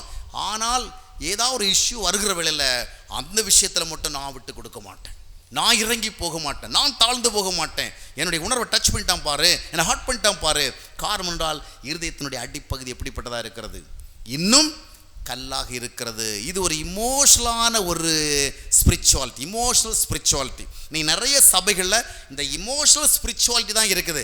அவங்க 6 நாள் எப்படியோ வாழ்வாங்க, 7வது நாள் தங்களுடைய திருச்சபைகளுக்கு சென்று அங்கு நடத்தப்படுகிற ஆடம்பரமான ஆராதனை, இல்லைன்னா ஆடல் பாடல் ஆராதனை, இல்லைன்னா பரவசம் ஊட்டுகிற ஆராதனை, இல்லைன்றால் பாடலுக்கும் ஆடலுக்கும் அதிக முக்கியத்துவம் கொடுக்கிற அந்த ஆராதனை கலந்த உடனே இவர்கள் ஒரு பெரிய எதிர்பார்ப்போடு அந்த இடத்துல ஏதோ ஒன்றை பெற்றுக்கொள்ள வேண்டும், ஏதோ ஒரு உணர்ச்சிகரமான மனநிலை அடைய வேண்டும் வேண்டும் என்று எப்படியாகிலும் பாடி, எப்படியாகிலும் கையை அசைத்து, உடலை அசைத்து தங்களுக்குள்ளே ஒரு ஆவிக்குரிய உணர்வை பெற்றுக்கொள்ள விரும்புவார்கள். அருமையான ஆராதனை, அந்த ஆராதனை கலந்துக்கிட்டா வல்லமை ரொம்பவே இறங்குது அப்படியெல்லாம் ஃபீல் பண்ணுவாங்க. ஆனால் ஃபீல் பண்ணிட்டு அந்த ஆராதனை சூழலை கடந்து வருகிற பொழுது, தொடர்ந்து வீடுகளுக்கு வருகிற பொழுது, அங்கே ஏதாவது ஒரு குறிப்பிட்ட பிரச்சனை சந்திக்க இருக்கிற பொழுது அதுவரையிலும் இருந்த உணர்வு வேலை செய்யலை. பாடுகிற பொழுது எவ்வளவோ அர்ப்பணிப்போடு பாடினோம், துதித்த பொழுது எவ்வளவோ சந்தோஷத்தோடு துதித்தோம், எவ்வளவோ கைகளை அசைத்தோம், ஆண்டவருக்காக எல்லாவற்றையும் ஒப்பு கொடுத்தது போல காண்பித்தோம். ஆனால் வீட்டில் வந்த ஒரு சின்ன விஷயத்தில் என்ன செய்ய முடியலை, விட்டு கொடுக்க முடியல. காரணம் என்னவென்றால் இன்னும் ரட்சிப்பு இல்லை. இன்றைக்கு புராட்டஸ்டன்ட் திருச்சபைகளில் மட்டுமல்ல, ரட்சிப்பை குறித்து அதிகமாக பேசுகிற பெந்தேகோஸ்தே திருச்சபைகளில் பேரளவில் ரட்சிப்பு இல்லை. இன்னைக்கு ரட்சிக்கப்படாத மக்களாலே பெந்தேகோஸ்தே திருச்சபைகள் நிறைந்து காணப்படுகிறது. ரட்சிக்கப்படாத பாஸ்டர்களாலே பெரும்பாலான பெந்தேகோஸ்தே திருச்சபை நடத்தப்படுகிறது. ஏதோ ஒரு உணர்வுகரமான காரியங்களுக்கு மட்டுமே முக்கியத்துவம் கொடுத்து, எப்படியாயிலும் ஃபாதர் பெர்க்மான்ஸுடைய பாடல் 2, பால் தங்கையோட 2 பாடலை பாடினாலே போதும் வல்லமை இறங்க வச்சிடலாம் அப்படிங்கிற நம்பிக்கை தான் இன்றைய பெந்தேகோஸ்தே பாஸ்டருடைய இருதயங்கள் அதிகமாக இருக்கு. 4 பாட்டை பாடிட்டோம்னா ஆண்டவர் அங்கே வந்து இறங்கிடுவார் அப்படிங்கிற ஒரு தப்பான எண்ணம் நிறைவேற்ற இருக்குது. பரிசுத்தமான உணர்வுகளோடு, பரிசுத்தமான சிந்தையோடு, பரிசுத்தமான எதிர்பார்ப்புகளோடு தேவன் தேடப்படுகின்ற போல வருவார் நிலை மாறி பாடல்களை பாடியே தேவ பிரசன்னத்தை உணர வைக்கின்ற ஒரு தவறான முறை இன்றைய பெந்தேகோஸ்தே சபைகளிலே பரவி காணப்படுகின்றது. எப்படியாவது பாடலை பாடி வாழ்கிற வாழ்க்கை என்ன, நீ 6 நாட்கள் வாழ்ந்த வாழ்க்கை என்ன, பேசின பேச்சுகள் என்ன, உன்னுடைய இருதயத்தினுடைய சிந்தனை என்ன, உன்னுடைய வாழ்க்கை நடைமுறை என்ன, 7வது நாள் ஆலயத்தில் வந்து இன்ஸ்ட்ருமெண்ட் ப்ளே பண்ணி ஏதோ பரவசமான வார்த்தைகளை சொல்லி ஆண்டவர் வல்லவர் பெரியவர் அப்படி இப்படி ஏதோ வானத்திலிருந்து இறங்கி வருகிறார், பனி போல பொழிகிறது, அப்படியே ஆகாய மேகங்கள் போல் வந்து சூழ்கிறது, இப்படி எதையாகிலும் சொல்லி உடனேயே ஒரு விதமான ஒரு பரவச உணர்வை ஏற்படுத்தி இதுதான் தேவ பிரசனம். இன்றைக்கு பெரும்பாலான திருச்சபை பெந்தேகோஸ்தே திருச்சபைகளில் உள்ள மக்கள் உணர்வது தேவ பிரசன்னம் அல்ல, அது ஒரு போலியான ஒரு உணர்ச்சி. இதை சொல்ல வேண்டிய ஒரு காலகட்டத்திலே நான் சொல்கிறேன். என்றால் எல்லோரும் புராட்டஸ்டன்ட் பிற சிஎஸ்ஐ இது போன்ற திருச்சபையில் உள்ள மக்களும் இது போன்ற காரியங்கள் தான் மாயில் சிக்கி கொண்டிருக்காங்க. எங்கேயாவது போய் நம்மளுக்கு கொஞ்சம் பரவசம் கிடைக்குமா? பரவசம் வேணுங்க, பரிசுத்தம் வந்தால், பரிசுத்த ஆவி வந்தால் பரவசம் வரத்தான் செய்யும். ஆனால் அந்த பரவசம் நமக்கு பரிசுத்தமான விளைவுகளை ஏற்படுத்தவில்லை என்றால் நாம் பெற்றுக்கொண்ட பரவசமானது போலியானது. பாடல்களை பாடுகிற பொழுது நமக்குள்ளே உணர்ச்சிகரம் ஏற்படுவது உண்மை, அது தேவ பிரசனம் என்று எடுத்து விடக்கூடாது. தேவ பிரசனம் என்றால் தொடர்ந்து வருகிற வாழ்க்கையிலே அது என்னுடைய சுபாவங்களை மாற்றுவதற்கு உதவி செய்ய வேண்டும், நான் பண்புடன் வாழ்வதற்கு எனக்கு உதவி செய்ய வேண்டும், பொறுத்துக் கொள்வதற்கும், தாழ்ந்து போவதற்கும், விட்டுக் கொடுப்பதற்கும், அன்பு செலுத்துவதற்கும், இரக்கம் காண்பதற்கும் அது உதவி செய்ய வேண்டும். அது இல்லாமல் நான் கூடுகிற இடத்துல மட்டும்தான் என்னை அது ஆட வைக்கிறது, அசைய வைக்கிறது, ஓட வைக்கிறது, விழ வைக்கிறது. இது அநேகருக்கு அது பல திருச்சபைகளை இன்றைக்கு ஒரு போதையாக மாறிவிட்டது. ஆராதனை ஆராதனை என்று சொல்லி ஒரு போதை மருந்து போல ஆராதனையை பயன்படுத்தி கொண்டிருக்கிறார்கள். ஒரு ஆராதனை நடத்தி எப்படியாக தங்களுக்குள்ளே கர்த்தர் இருக்கிறது போன்ற ஒரு போலி உணர்வை பெற்றுக்கொண்டால் போதும் என்று ஓடுகிறார்கள். அப்படிப்பட்ட போலி உணர்வை ஏற்படுத்துகிற போதகர்கள் தான் ஆராதனை அபிஷேகம் பெற்றவர்களாக சமுதாயத்தில் அறியப்பட்டிருக்கிறார்கள். இப்படிப்பட்ட போலி தலைவர்களுக்கு எச்சரிக்கையாக இருக்க வேண்டியது அவசியமாக இருக்கின்றது. உண்மையான வேத வார்த்தைகள் வழியாக அபிஷேகத்தை உணர வேண்டும். தேவனுடைய வார்த்தைகளை இருதயத்திலே பெற்றுக்கொண்டு அந்த வார்த்தைகளை தியானித்து அந்த வார்த்தைகள் வழியாக ஆண்டவருடைய சமூகத்தை தேடுகிற பொழுது அந்த இருதயத்துக்குள் உணரப்படுவதாக உண்மையான தேவ பிரசன்னம். யாரோ ஒரு பாடல் பாட வைத்து இசைக்கருவிகளை அதிகமான டெம்போடு இசைக்க வைத்து ஒரு ஆரவாரமான சூழலை உருவாக்கி அதுதான் தேவ பிரசன்னம். ஆண்டவர் வல்லமையாக உங்கள் மத்தியில் இறங்கி கொண்டிருக்கின்றார், அற்புத அபிஷேகத்தை ஊற்றி கொண்டிருக்கிறார். இந்த கூட்டங்களில் எல்லாம் ஆண்டவர் அபிஷேகத்தை ஊற்ற மாட்டாருங்க. ஆண்டவர் பக்கெட்டு அபிஷேகத்தை வச்சு கூட்டம் நடத்துகிற நேரத்தில் அப்படியே ஊற்றுவார்னு யாரும் எதிர்பார்க்காதுங்க. பைபிள் அப்படி சொல்லவே இல்லை. இன்னைக்கு அநேக போதகர்கள் கூட்டங்களை கூட்டி வைத்து இப்பொழுது வல்லமையாக தேவாவை இறங்க போகிறார், யாருக்கெல்லாம் வேணும் பெற்றுக்கோ ரிசீவ் என்று சொல்லி அங்கே இருக்கிற எல்லாருக்குள்ள ஒரு ஆசை உருவாக்கி அவங்களும் உடனே வேண்டும் ஆண்டவரே வல்லமை தாரும் தேவா, இப்போ தாரும் தேவா, இன்றே தாரும் தேவா அப்படின்னு ரொம்ப கேட்குற அந்த கூட்டத்தில் அப்படியே பக்கெட்டோட ஆண்டவர் பரிசுத்தாவி ஊற்றுறது கிடையாதுங்க. பரிசுத்தாவியை பெற்றுக்கொள்வதற்கு வேதபூர்வமான வழிகள் இருக்கிறது. என்ன வழி? ஒரு மனுஷன் மனம் திரும்பணும், ஆண்டவரை தன்னுடைய இருதயத்தில் ஏற்றுக்கொள்ளணும், அப்பொழுது பரிசுத்தாவியை பெறுவான் அப்படின்னு பைபிள் சொல்லுது. அப்போஸ்தலர் நடவடிக்கை 2ஆம் அத்தியாயம் 38ஆம் வசனத்தை வாசித்து பார்க்கும் பொழுது பரிசுத்தாவியை பெற்றுக்கொண்டு பேசின முதல் பிரசங்கியாகிய பேதுரு என்ன சொல்லுகிறார்? நீங்கள் மனம் திரும்பி கர்த்தராகிய இயேசு கிறிஸ்துவின் நாமத்திலே ஞானஸ்நானம் பெற்றுக்கொள்ளுங்கள், அப்பொழுது பரிசுத்த ஆவியை பெற்றுக்கொள்வீர்கள். அல்லேலூயா. என்ன? பரிசுத்த வரத்தை. நீங்கள் ஒரு கூட்டத்துக்கு போங்க, அப்போ அங்கே ஒரு ஊழியக்காரர் வருவார், அவர் நிறைய பாடல்களை பாடி ஒரு விதமான உணர்வை ஏற்படுத்துவார், அப்பொழுது அங்கே ஊற்றப்படும், நீங்கள் பெற்றுக்கொள்வீர்கள். கூட்டங்களிலே மொத்தமாக அபிஷேகம் ஊற்றப்படுவதில்லை. இது உண்மையா பொய்யா என்றால் என்னிடத்தில் கேள்விகளை கேளுங்க, நான் பதில் சொல்லுகிறேன். ஒரு தனி மனிதன் தேவனை வேத வார்த்தைகளின் அடிப்படையில் தேடுகின்ற பொழுதுதான் அந்த அபிஷேகம் ஊற்றப்படுகிறது. அப்படித்தானே? அல்லேலூயா. ஒரு தனி மனிதன் தன்னை ஆண்டவர் ஒப்பு கொடுக்கும் பொழுது அவன் ஒப்பு கொடுத்ததுக்கு அடையாளமாக, ஆண்டவர் அவனை ஏற்றுக்கொண்டதுக்கு அடையாளமாக, அவனுக்குள் மறுபிறப்பு நடந்த அடையாளமாக பரிசுத்த ஆவியினுடைய அபிஷேகம் ஊற்றப்படுகிறது. நான் பரிசுத்த ஆவியினுடைய அபிஷேகத்தை 1000 முறை விசுவாசிப்பேன். ஆனால் இந்த கூட்டங்கள் வழியாக, ஊழியர்கள் வழியாக அபிஷேகம் வந்து பாய்கிறதுன்னு சொல்லுகிறார்களே, அதை ஒரு முறை கூட நம்ப மாட்டேன். என்றால் இந்த வேதாகமத்தில் இல்லை. யாராவது இருக்கிறது என்று காண்பிக்க விரும்பினால் காண்பிக்கலாம். எந்த ஒரு கூட்டத்தில் அபிஷேகத்தில் அப்படியே ஆண்டவர் ஊற்றுறதில்லை. தனிப்பட்ட முறையில் நான் பாவி ஆண்டவரே என்று சொல்லி மனம் திரும்பின மனுஷன்தான் பரிசுத்த ஆவியை பெற முடியும். அல்லேலூயா. அவனுக்கு தான் அபிஷேகம் கிடைக்கும். இந்த கூட்டங்கள் எல்லாம் போய் அபிஷேகம் வாங்குறதுல ரொம்ப கவனமாயிருங்க. இன்னைக்கு நிறைய தேசத்தில் பொல்லாத அபிஷேகம் ஊற்றப்பட்டு கொண்டிருக்கிறது, போலி அபிஷேகங்கள் ஊற்றப்பட்டு கொண்டிருக்கிறது, வஞ்சக ஆவிகளுடைய அபிஷேகங்கள் ஊற்றப்பட்டு கொண்டிருக்கிறது. திருச்சியில் ஒரு திருச்சபை இருக்கிறது. அந்த திருச்சபையினுடைய தலைவரை எப்போ பார்த்தாலும் பரலோகத்துக்கு போனேன், நரகத்துக்கு போனேன், தூதன் வந்தான், இறங்கினான், போனான், தூதன் கனவுல தோன்றான், வீட்டுக்கு வந்தான், வாசலோ, இதே கதையாக சொல்லி அவர் போதித்து கொண்டு அந்த திருச்சபை மக்கள் மேலும் அப்படியே அந்த ஆவி இறங்கி விட்டது. அதனுடைய விளைவாக அவர்களுக்கு அப்படியே கனவுகள், அப்படியே தரிசனங்கள், அப்படியே அவர்களுக்கு வெளிப்பாடுகள். ஆக ஒரு தனி மனிதனுடைய தவறான வழிநடத்தினுடைய விளைவாக ஒரு முழு திருச்சபை அங்கே பாதிக்கப்படுகிறது. அபிஷேகம் வேணுமா? அக்கினி அபிஷேகம் வேணுமா? தேவ ஆவியினுடைய நிறைவு வேணுமா? வல்லமை வேணுமா? உங்கள் வீட்டுக்குள்ளே உட்கார்ந்து இந்த வேத வார்த்தைகளை முன்வைத்து ஆண்டவர்கிட்ட கேளுங்க, ஆண்டவரே நான் உம்மால் அபிஷேகிக்கப்பட விரும்புகிறேன், உம்முடைய வல்லமையை பெற விரும்புகிறேன். ஒருபோதும் ஆண்டவர் சொல்ல மாட்டார் அந்த ஊழியக்காரர்கிட்ட போ, அவர் ஜெபம் பண்ணால் உனக்கு வல்லமை வந்து இறங்கணும். ஏன்னா வேதம் என்ன சொல்லுகிறது? சுவிசேஷத்தை கேட்டு விசுவாசிகள் ஆகின்ற பொழுது பரிசுத்த ஆவியினாலே நாம் முத்திரையிடப்படுகிறோம். வேதம் என்ன சொல்லுகிறது? கர்த்தராகிய இயேசு கிறிஸ்துவை நீ விசுவாசித்து மனம் திரும்பி அவருடைய நாமத்தில் நீ ஞானஸ்நானம் பெற்றுக்கொள்கிற பொழுது பரிசுத்த ஆவியின் வரம் உனக்கு கொடுக்கப்படும். அப்படித்தானே? அதைத்தான் தீத்துவினுடைய புத்தகத்தில் வாசித்து பார்க்கும் பொழுது 3ஆம் மத்தேயுடைய 5, 6, 7 வசனங்களை வாசித்து பாருங்கள். சிலர் சொல்லுவாங்க பரிசுத்த ஆவி முதல்ல கொஞ்சம் கிடைக்கும், அப்புறம் நிறைய கிடைக்கணும். தீத்து 3ஆம் மத்தேயு 5, 6, 7 வசனங்களை வாசித்து பாருங்கள். அங்கே எப்படி பரிசுத்த ஆவி கொடுக்கப்படுகிறது? ஆண்டவராக இயேசு கிறிஸ்துவின் மூலமாக பரிசுத்த ஆவி எப்படி பொழிந்தருளப்படுகிறது?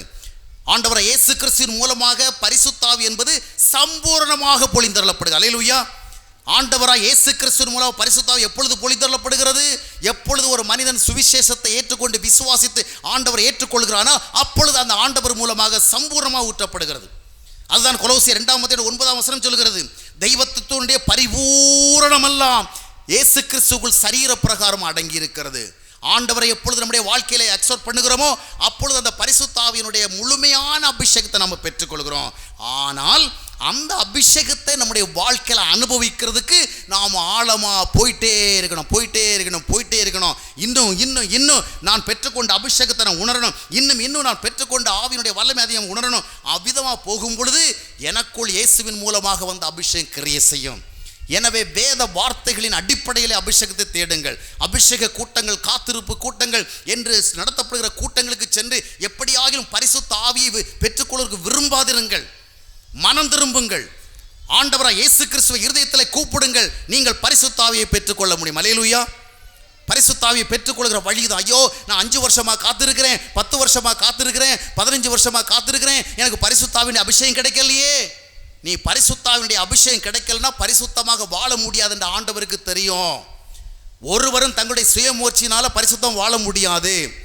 பரிசுத்த அபிஷேகம் கிடைத்தாதான் வாழ முடியும். அப்போ ஆண்டவர் நீ பரிசுத்தமாக வாழ விரும்பினால் அபிஷேகத்தை தந்திருக்கணும். அல்லேலூயா.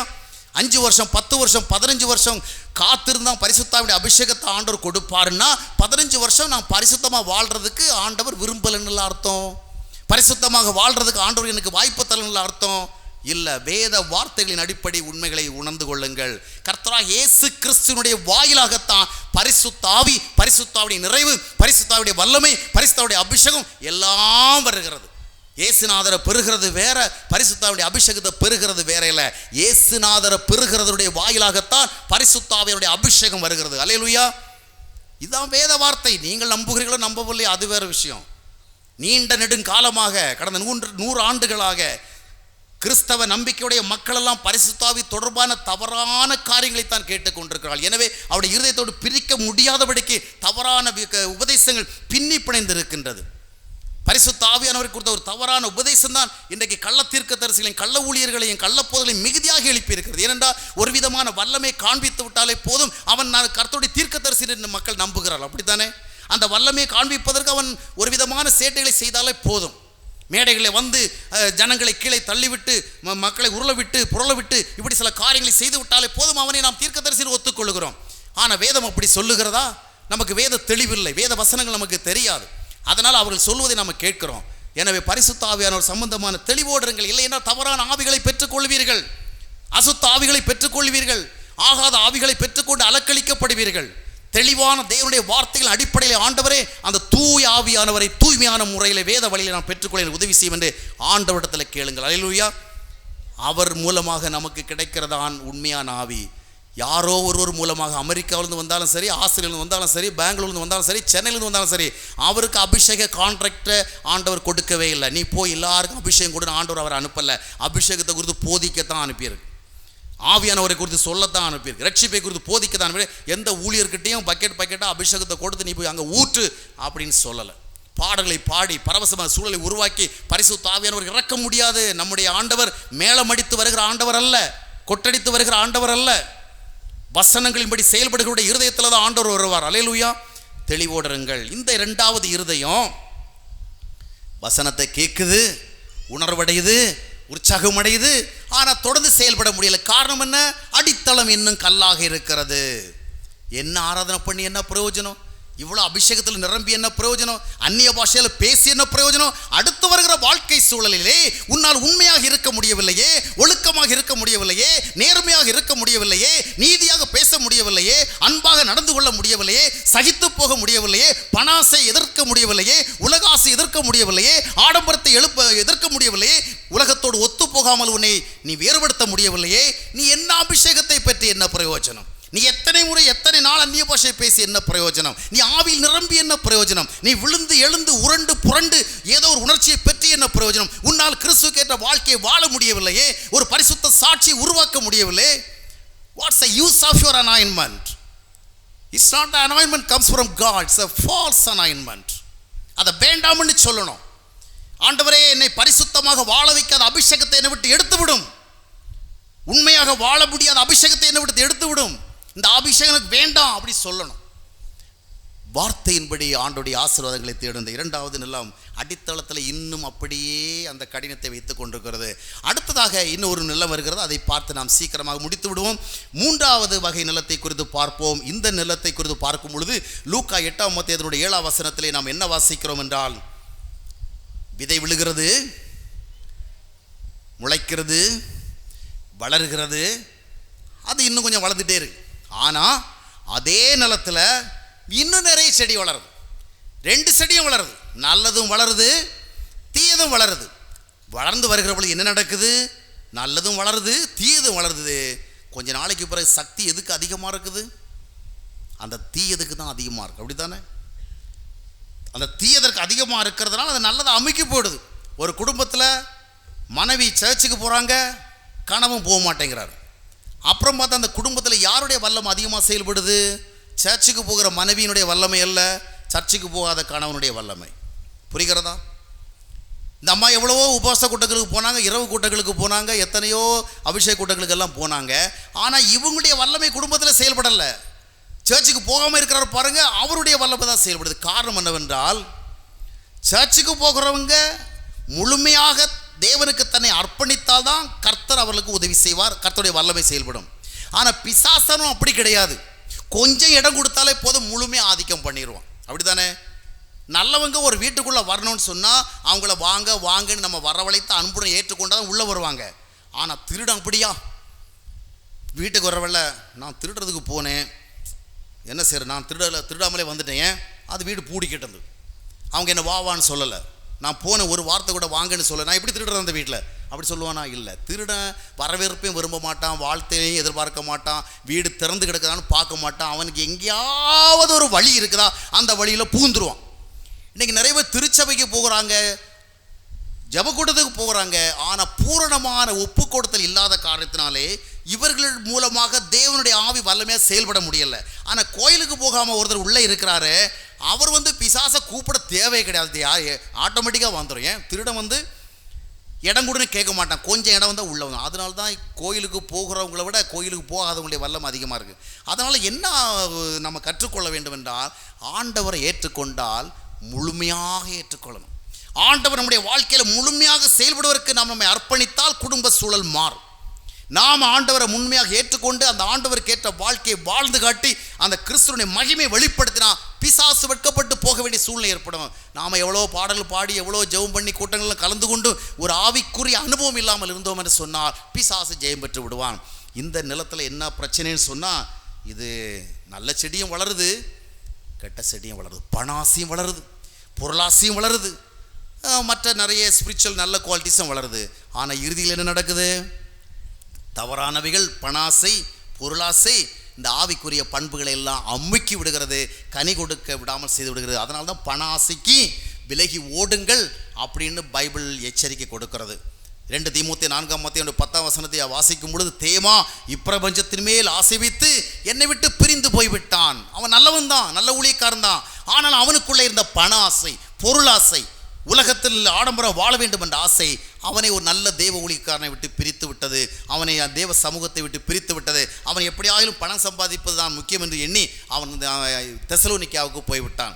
ஆம் அருமையானவர்களே, ஒரே நேரத்தில் எல்லாத்தையும் வளரக்கூடாது. எனக்கு நிறைய பணமும் வேணும், நிறைய ஆடம்பரமும் வேணும், நிறைய அந்தஸ்தும் வேணும், நிறைய அதிகாரம் வேணும், நிறைய உலக ரீதியான உயர்வுகளும் வேணும், அதே நேரத்தில் இயேசுநாதரும் வேணும், நான் ஆவிக்குரியவனாகவும் வாழணும், நான் ஊழியமும் செய்யணும். அப்படி அல்ல.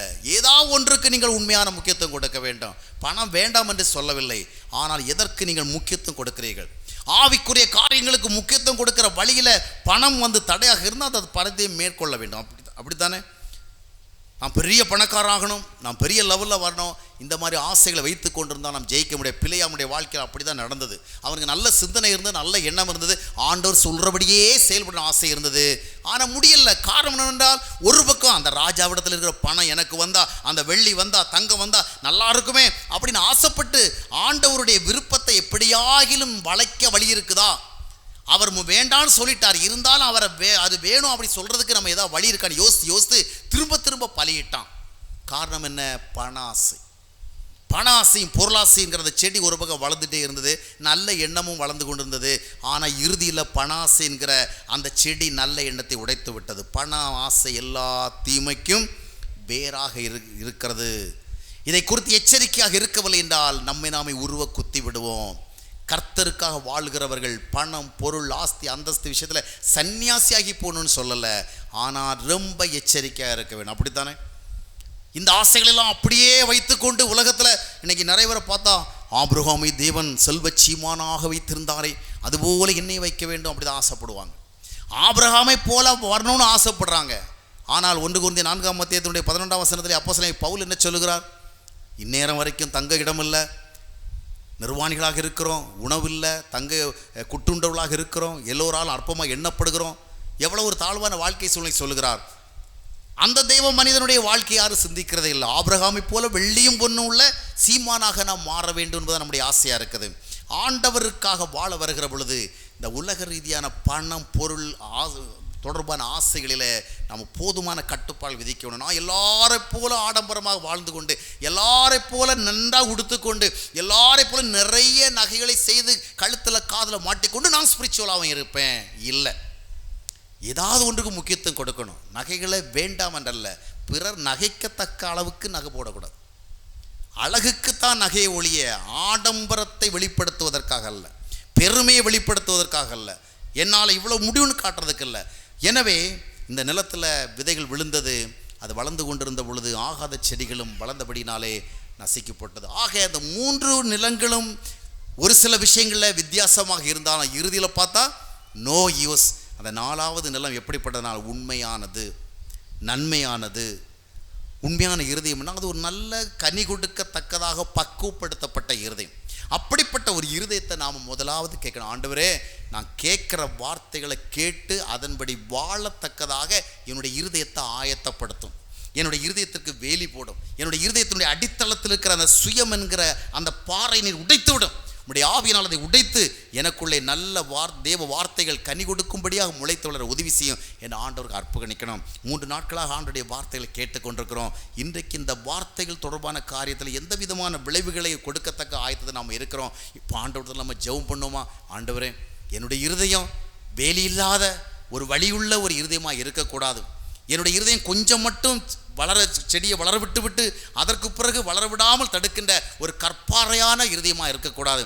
என்னுடைய இருதயத்தில் நல்லதும் கெட்டதும் ஒரே நேரத்தில் ஒன்றா சேர்ந்து வளரக்கூடாது. உம்முடைய நல்லவர்கள் மட்டும் வளரணும். நான் கனி கொடுக்கத்தக்க ஒரு இருதயமாக என்னை மாற்றும் என்று ஆண்டுடைய சமூகத்தில் ஜெபிப்போமா? வார்த்தைகள் வழியாகத்தான் தேவனுடைய ஆசீர்வாதங்கள். இந்த இருதயத்தில் தேவனுடைய வார்த்தைகள் வந்து விழுந்து அது உரிய விதமாக வளர்வதற்கு வழி ஏற்படுத்தப்பட்டால் தான் தேவ ஆசீர்வாதம் நம்முடைய வாழ்க்கையில் வர முடியும். எனவே வார்த்தைகளை தக்க வைக்கின்ற விதமாக, பாதுகாக்கின்ற விதமாக, பலன் கொடுக்கத்தக்க விதமாக இந்த இருதயத்தை ஆயத்தப்படுத்தும்படியாக ஆண்டவருக்கு நம்மை அர்ப்பணிக்க வேண்டும். ஆண்டவருடைய சமூகத்திலே நாம் அவரை நோக்கி பார்ப்போம்.